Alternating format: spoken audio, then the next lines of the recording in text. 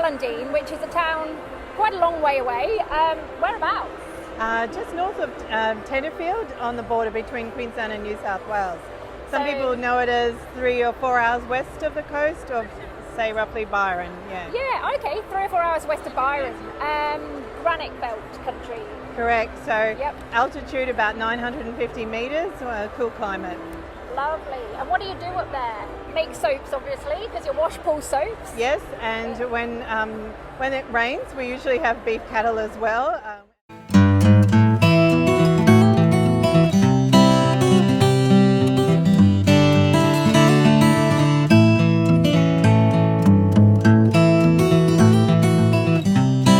At the moment, because we're in unprecedented drought, we don't have beef cattle, and in fact the Washpool Soaperie is our primary source of income.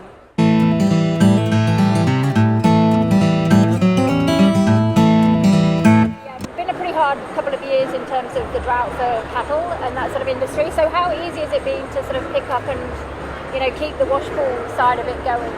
Yeah, it's been interesting for me because, as I said before, Beef Cattle Enterprise put food on the table, and now I think there's going to come a time when I'll look back at this period and say it was one of the most important in terms of growth, because it was the time when I realised that I needed to be fully responsible for profitability and to make sure that we could stand on our own 2 feet. It wasn't that I wasn't looking at that, but more intensely now.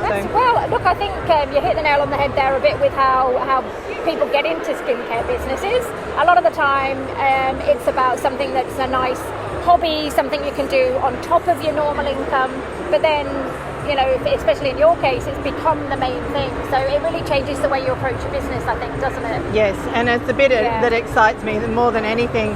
I love being in the business and formulating and making things, but for me it's the challenge of working out how to stay on top of things, to be profitable, to look for margins in everything that I do and make sure that my business is viable. So absolutely.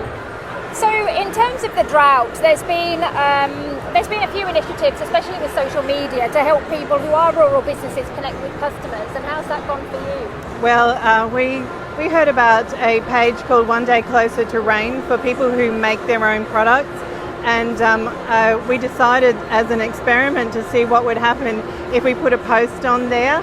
So I think maybe about 2 weeks ago we put a post on and let people know what our situation was, and how vulnerable we were in the drought and what we made. And overnight we were hit with about 65 orders.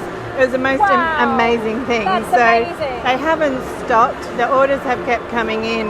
And in terms of the way we felt, I think it's fair to say that we were feeling some of the weight of the pressure, and dare I say depression even in our area, and those words are coming up quite frequently in even the staff talking about their partners and so forth. And so the boost that we have had from that page and being able to use a hashtag like Buy From The Bush has been brilliant, and people do care.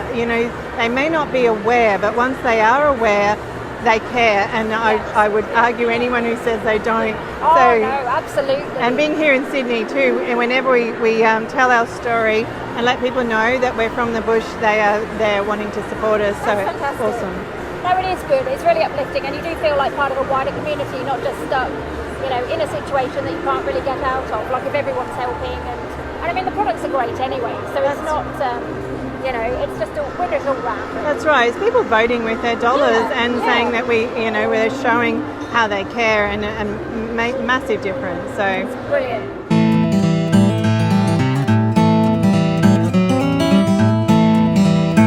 So, what brought you to Sydney on this lovely weekend?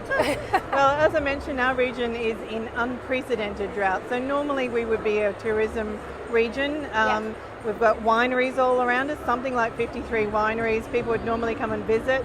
They would also visit national parks. So Girraween National Park is on our doorstep, but at the moment it's got closures due to previous fires, and they're trying to clear all the tracks. So people aren't coming. It's not quite as pretty as it would normally be. And so we find that it's time for us to go and find our customers elsewhere. Rather than expect people to come to us, or even worse, sit and whinge because they haven't, we've just decided to go on the road. So kind of like modern day clampets. We've strapped all our racking to the top of our van, and 3 kids in the back, and a ton of soap and other skincare products, and headed out to find some people, and we love nothing better than to meet our customers face to face. It's fantastic. I think so, and you really get to see what they're interested in, what they pick up and smell. So on that, what's a good seller for you at this market in particular, or in general? Well, especially at this time of year, I'm going to say fresh scents. So eucalyptus and mint, or lemon scented ironbark, anything Australian, but I think just fresh and cooling.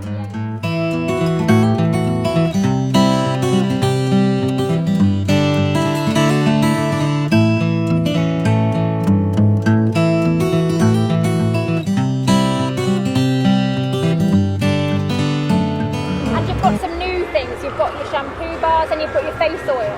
Yes, the face oil product, which I saw up here. So that one, I'll just leave that one with you, and I'll grab the shampoo bar. And actually, I'll just grab one of your soaps. What's a really nice soap to show the people? The lemon scented ironbark, black one down the end. Cool. So these are the soaps that Melissa's been lovingly making for how long now? Look at the 10 years, almost 10 years this month.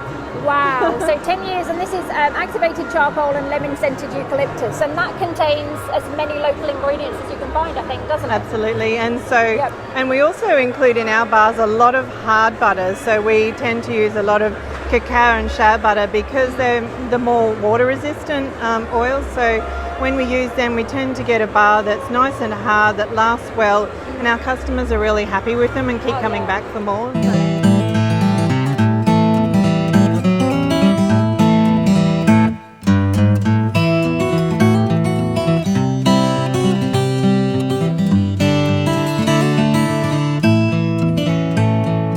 And then the face oil, something a little bit different. Yes, and so we do a nice light one, a balancing one for hot weather like this when it's humid, and a more nourishing one for when the weather dries. So so just a different alternative to a moisturiser, something a bit simple. Yes, lots of local ingredients again. And then the shampoo bars have become very popular at the moment. So it's a bit of a soap, but a spin on a soap bar. Yes. Yeah.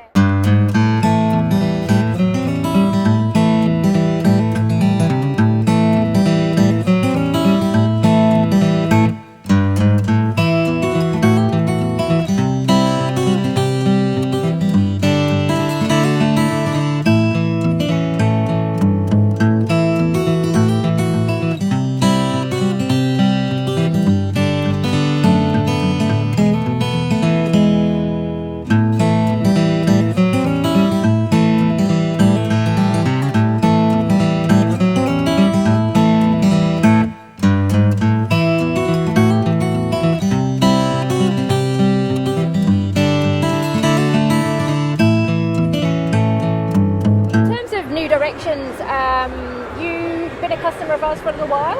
Yes, a long time. A long time, okay. When I go looking for ingredients, most reliable first point of call, and a lot of cutting edge ingredients as well. So I think I followed on your recent New Directions TV where you were talking about hair mask, and I thought what a brilliant idea, because my customers were looking for something that could be a moisturiser that we leave in, or we could be a moisturiser that you wash out, and I thought, wow, what a incredible product, and something that we could customise for our customers. So we have samples waiting in the lab ready for us to play with when we get back. Very good. Now that's good to hear.